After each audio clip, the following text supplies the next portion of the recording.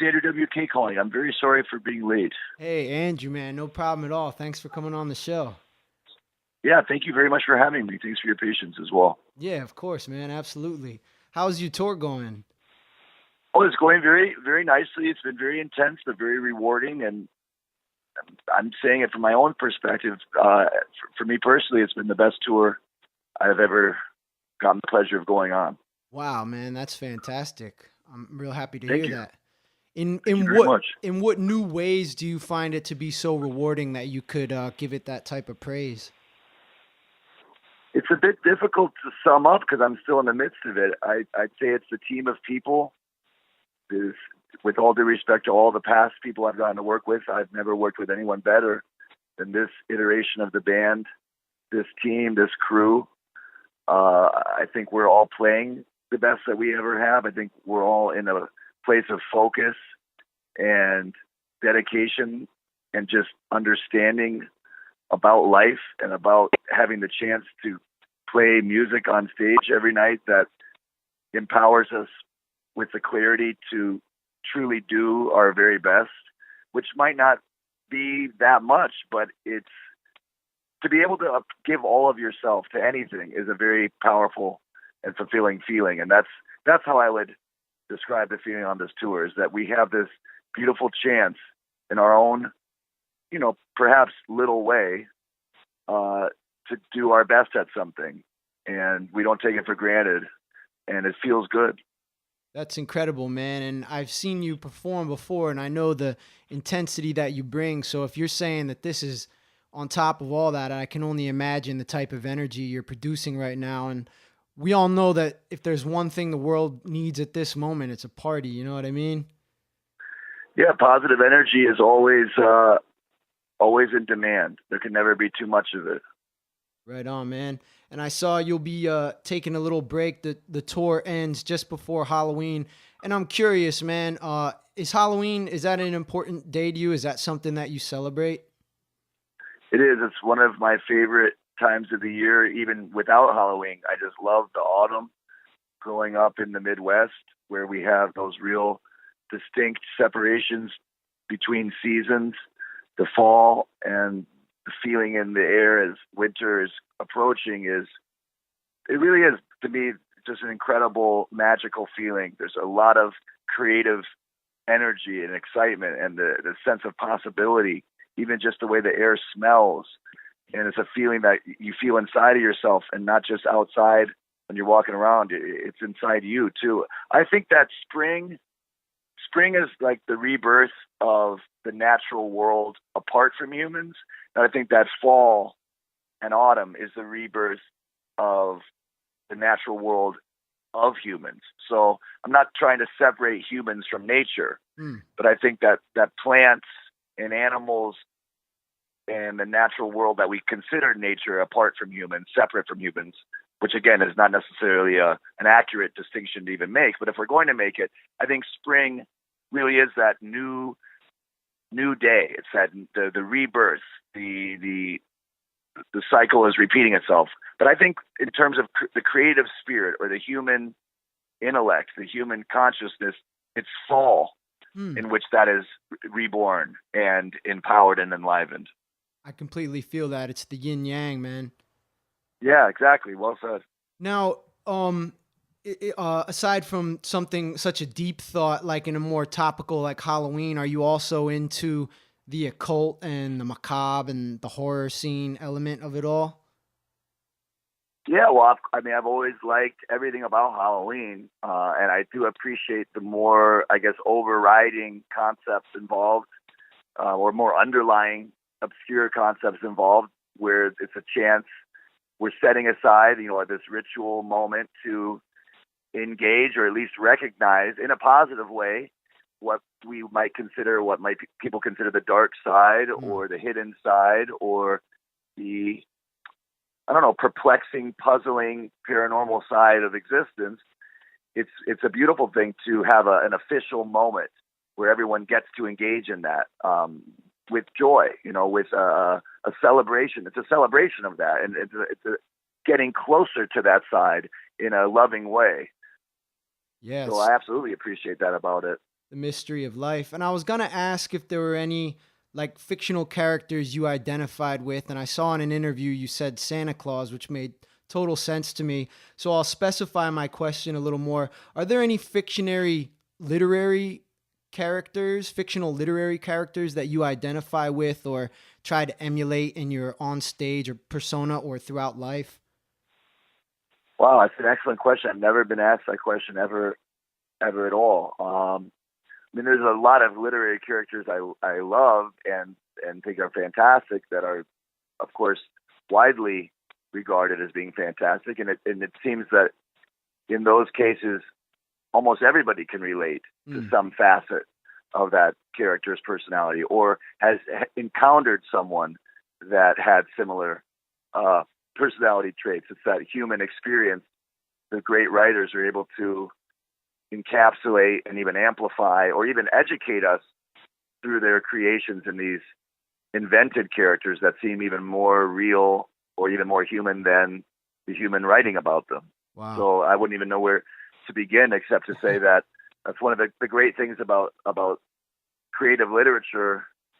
Really, all writing has the ability to convey these deeper truths or give access to these deeper layers or these less accessible parts of life.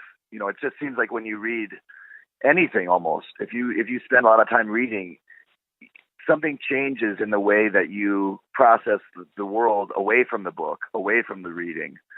It's like the world opens up to you a little bit more, and then the more you read, the more the world opens up again. It's a mysterious and beautiful thing. And the reason I ask is because between the vividness which you're able to create through your written words and with the ease that you deliver these deeply articulate answers to questions in all your interviews, I imagine you having read like a warehouse full of books. Am I correct to assume something along those lines? I would like to do a lot more reading, that's for sure. I would never say that I'm an avid reader just because of the time. Yeah. I've chosen to spend my time in a different way. Our guitar player was just telling me how his mom reads 6 books a week, and that she gets up, eats breakfast, and then reads all day. Wow, that's all she does is read. Yeah, and there's 6 big, thick books too. I mean, she's reading probably 80 hours a week for fun. So I'm also not the fastest reader, but I love reading. I love thinking about what I've read, just like anybody. And, you know, a little can go a long way. It really can. And sometimes what I found is there'll be these concentrated bursts of reading. When it rains, it pours, and you'll just suddenly find yourself for a month or something reading a great deal. And then there might be a bit of a drought. But in those droughts, you're actually processing and absorbing what you already read and finding how it resonates with yourself and with your experiences. And I'm sure you've seen that where you'll have read something, and of course you read it and you ingested it to some extent, but it didn't fully impress itself upon you until you had some experience that allowed you to see more deeply what the writer was conveying, you know? Oh, for sure, man. And one thing that I read of yours that I really liked in particular as a martial artist was the blog you wrote about exercise.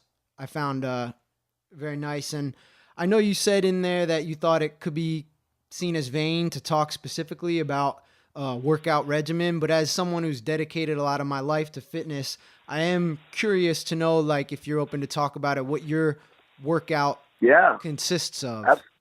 Oh, absolutely. I love to talk about it with someone who's enthusiastic about it. And when I say vain, I mean that actually almost in a positive sense, in that there's this, like you said, there's this beautiful yin yang dichotomy with physical endeavors or with exercise or with efforts made in working with your body.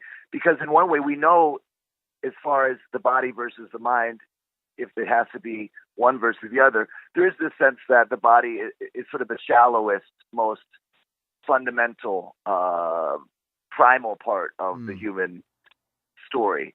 But at the same time, it's where everything begins, and it's the vessel by which we're experiencing all of this. So it's also the most important. I mean, if your body's gone, as far as we know, and we don't know exactly, but as far as we know, that's where everything begins and ends. Wow. So when you're taking care of your body, someone could say, like, oh, all you do is, you exercise, why don't you do some things that are more, I don't know, noble with your time? But it's also one of the most respectful things you can do, not just to your body, but to the chance you've been given to have a body at all. That's awesome. Yeah. But it's also the thing that most decay. It's also the thing that most decays. It's also the thing that it's one of the most stark illustrations of impermanence. And we know that no matter how much we exercise, we'll never have this body forever. Wow. And no amount of trying to improve it or sustain it or strengthen it will ever really pay off the way that we would ultimately like, So you have to face those things too. And sometimes it's easier, you just don't want to think about it at all, because once you start exercising, you end up thinking about these things because you're like, oh, I'm making great progress. And then you realize, well, I'm only going to be able to progress to a certain level, and even that's not going to last forever. And then you realize that nothing's going to last forever. It's very easy to want to shut all those realizations away. You got to fight the darkness. Yeah. Because I've seen at your set at Crocodile Rock years ago, which actually was smashed to rubble just this week. A mob of people. That's right. I heard about that. Yeah, as you were closing the set with I Get Wet, everybody just bum rushed the stage, dog pile on top of you, and you emerged from the crowd of people like a monolith, like a great totem pole with like 3 girls hanging from either arm, 2 around your neck, and you were just like King Kong. Everybody lost their mind. So I'm like, this dude lifts weights. You know what I mean? And but I've also seen you have some amazing feats of flexibility. Your high kicks when you're rocking out on stage. Have you ever done any kind of martial arts? No, not formally. No, I have had friends that have been very passionate about it and have really sung its praises. And I really, really admire and am interested in sort of exactly what we're talking about, the discipline that it seeks to fuse the mind and the body and sees it as one effort, and in fact even sees the body and everything outside the body as one solid phenomenon. So all of that is, it's sort of like the next level that I haven't gone there, but I certainly respect it and interests me greatly. I'm actually not even that flexible. I sort of can do I'm able to do what I'm meant to do, and beyond that, I'm not very athletic to past a certain point. I'm actually really a bad dancer by any traditional sense, but like the party gods, they give me these tasks that I'm meant to do, and my body will do what it has to do to complete those tasks. You know what I mean? It's like, I don't know. It's hard to, meaning I didn't train specifically to do a high kick or to do a fist pump or anything in particular. It just happens, Well, it kind of flows into my next question nicely, because I was going to say, either way, some of your moves do look martial. And one of my favorite live recordings to go back to and watch is when you played I Get Wet on SNL.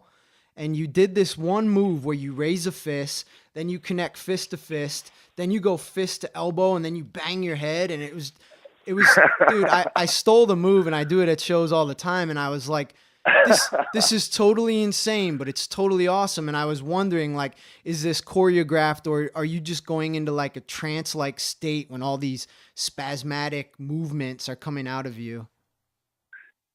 It's a trance-like state with just enough awareness to go into the trance-like state or to allow it to happen. I think it's more, you just, these moves, they want to happen, and all I have to do is just stand out of their way so that my body can do it, Yeah. But I noticed, I'm very familiar with the moves you're talking about, because I just did them last night on stage, variations of them. Nice. But if I try to do them outside of the activity of performing, or when those conditions aren't at that level of intensity, they don't really happen, and it can be quite difficult to even just a headbang or something. Oh yeah. So it really is this. Yeah, it's like something like a lot of people say, something takes over, and you're just there to not stand in its way and to let it do. It's like you become a marionette puppet for the party gods. Hell yeah, man. Well, to take it all the way back, I'd love to hear about like your experiences playing punk rock in Michigan before you came over to NYC and started your career as Andrew W.K. But to take it back to the beginning, what are some bands or songs or albums that got you into punk rock in the first place?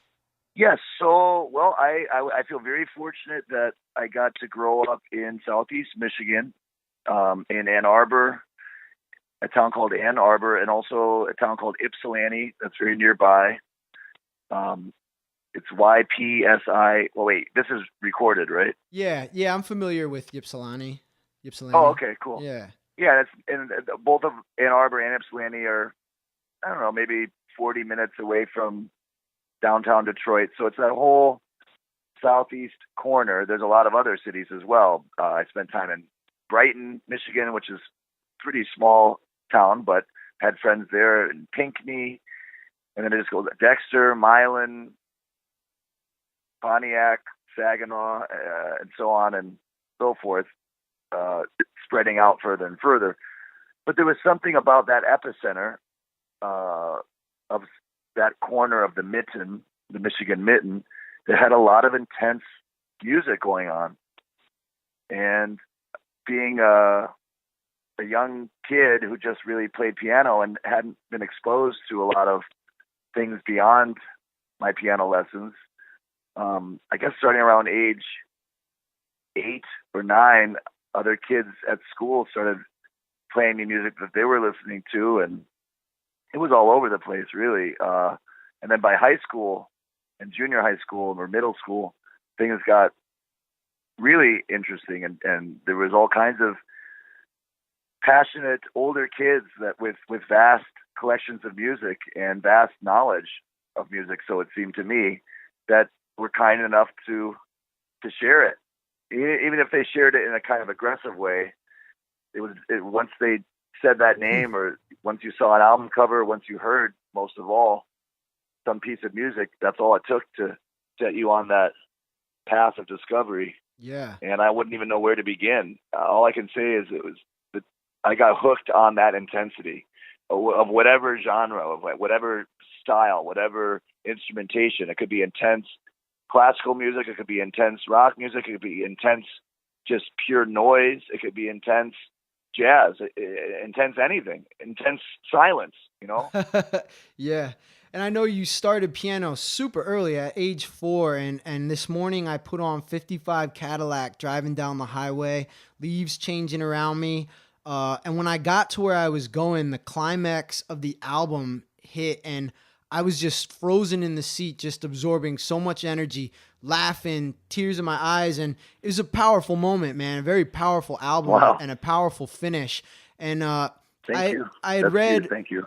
yeah, of course, man. And I had read on your Wikipedia page that you were undergoing some legal stress that induced hallucinations in you during the making of that album. And I'm sorry if this is too personal. You don't have to talk about it, but I'm wondering, were these hallucinations like auditory? Were you hearing the new album? Like, how did that play into the creation of that record?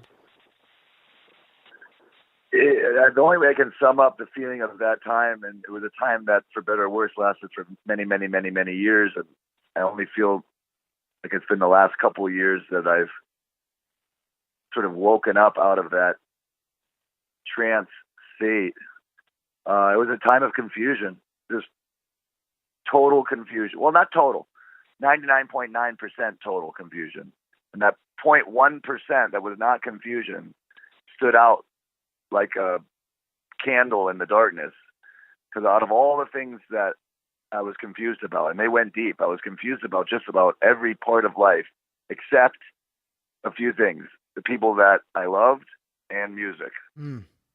Wow. And everything else wasn't up in it wasn't a blur. It was every thought was contradicted by its opposite, and every certainty could be dismantled into doubt, and every doubt then could be doubted further, and then the very process of thinking about things in that direction at all would start to get confusing.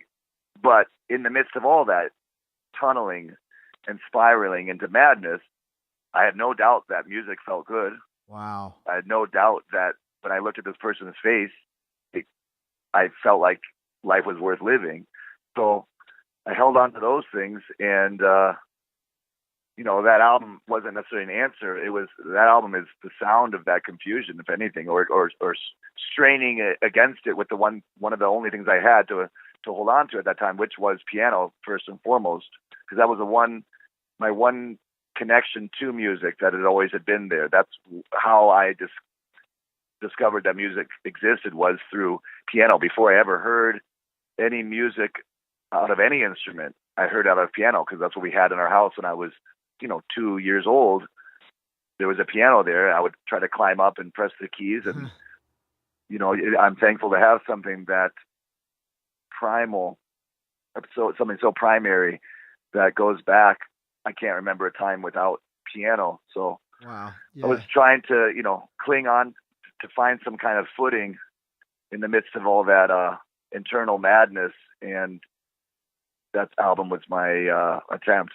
And it just immense creativity. Like, was that drum solo just you banging on the piano with your hands? Yeah, just trying. I don't have a lot of opinions about that record. I kind of knew going into it that I was going to do the exact opposite of anything I'd ever done with recording, where rather than slaving away and fine tuning and overdubbing and rewriting and fixing for months and months and months and months and months and months, I was just going to record it instantly and release it, and that was going to be it. I mean, pick the best tracks, but that was it.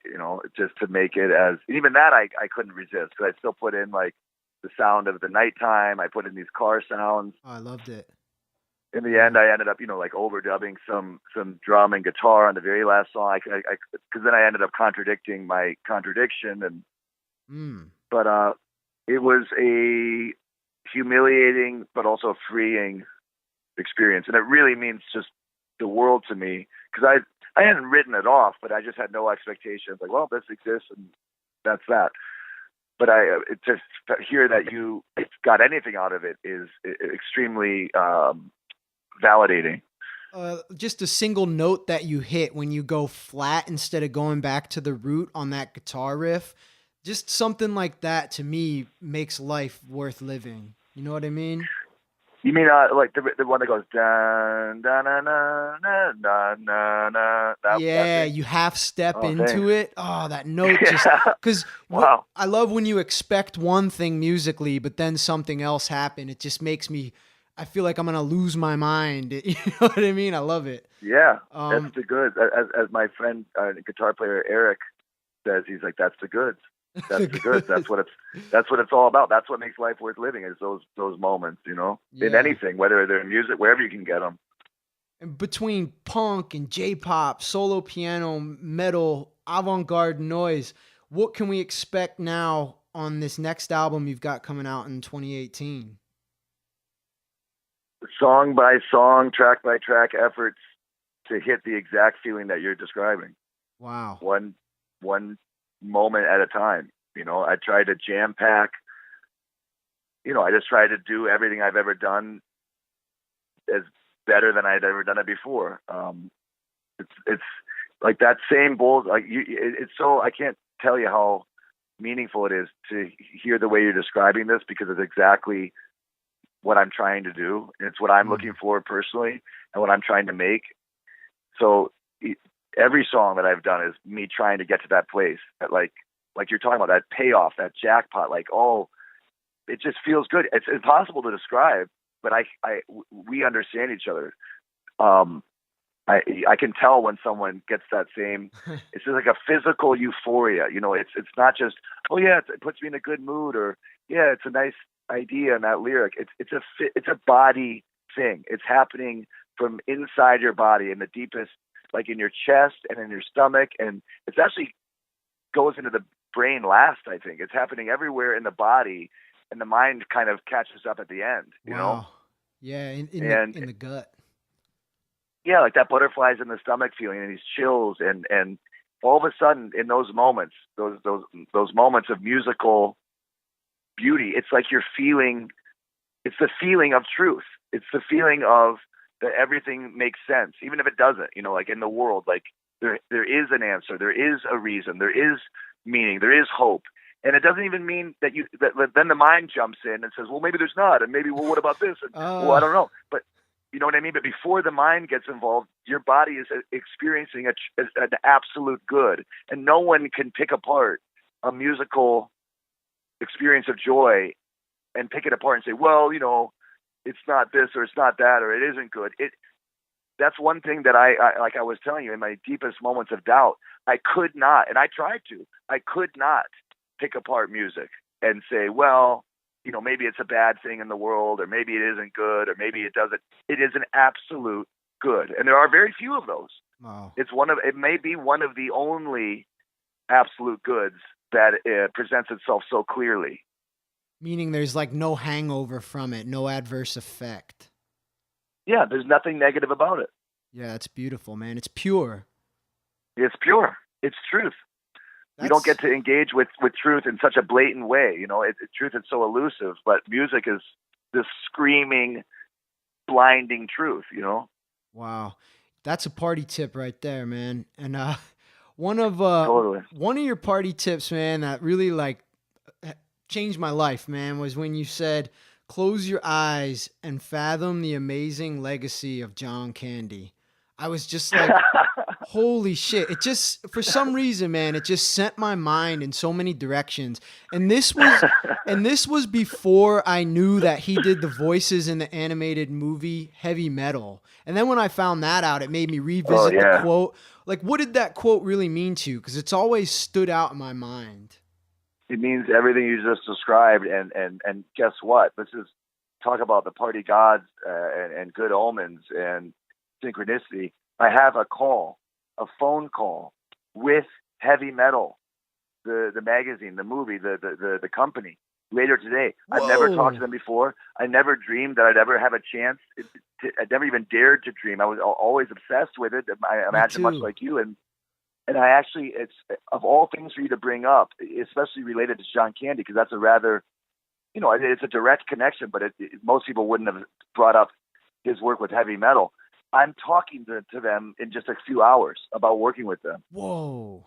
That is incredible. How about that? Dude, that's a good omen. I think you just blessed the phone call by mentioning it in advance, unbeknownst. I think you gave it like a blessing. I'm taking it as a really good omen. Man, well, that's going to be a good call. I wish you all the luck with it, man. Thank you. Can you give us, my listeners and myself, a party tip right here? Anything. Oh boy, sometimes they come easy, and sometimes I have to really ponder on them. Well, I mean, this is the one that I said to the audience last night at our concert in Houston. I said, I'll put party tip as a party tip. It's very beneficial to question and doubt. Question and doubt as much as you can. Question and doubt even the idea of questioning and doubting. But do not question and doubt the joy that you get from music. Wow, man. So that kind of is what we were just talking about. So that says it in a succinct way. Meaning and go ahead, knock yourself out. Try to question and doubt it. You won't be able to. It's a very weird feeling, because it's very easy to question and pick apart and deconstruct so many areas of life, so many experiences and so many thought processes and so many ways of looking at things and circumstances and perspectives. That's one that I have not been able to pick apart. It's almost like an alien phenomenon. Wow, man. That speaks directly to my soul. I'm happy to hear that. That means a lot. I can't tell you how great it is to speak to someone, and I don't really know what other word to use other than, and I use this in like its very legitimate form, who's initiated, someone who gets it, someone who's gone through whatever experiences have to be gone through, maybe even without any effort, just to understand. And there's many ways to understand. There's many ways for people to understand, and I accept all of them. But it's really satisfying to talk to someone who understands things the way that I understand them. And which isn't to say it's the better way to understand them. Maybe, someone else understands things on a level higher than I do, or maybe you. But I just like that you are talking my language. Well, in a lot of ways, man, you taught me how to speak. I've been a massive fan of your music for years. So to hear that from you means the world to me, really. Oh, thank you so much. Thank you. You know, I see it as that you were looking for the same thing I was looking for, and as I've been looking for it, I've been trying to make it as I go in the search. You know, try to create it in the void that when you can't find it, and you were out there looking for the same feeling that I am, and we found each other, and we found this. You know. Wow, man, it's reciprocal energy, man. It's the yin yang. It's really good stuff. Well, I thank you so much, man, for taking the time to come on the show, and I wish you all the luck on the tour, and I hope you have a lot of fun out there and have a lot of fun making the new record. I can't wait to hear it when it drops. Thank you so much. I really mean that. This has been one of my favorite discussions for as long as I can remember, to be honest. Hey, man, anytime you want to talk, give me a call, man. I'm here. Let's do it again. Yeah, let's set up another one. Maybe when the album's coming out, or once you've had a chance to hear it. I'd love to see what you think about it. That'd be fantastic. I would love that. Thank you, Devlin. Yeah, thank you, Andrew. Stay strong. All right, man. Party on. Yeah, never stop partying. Peace.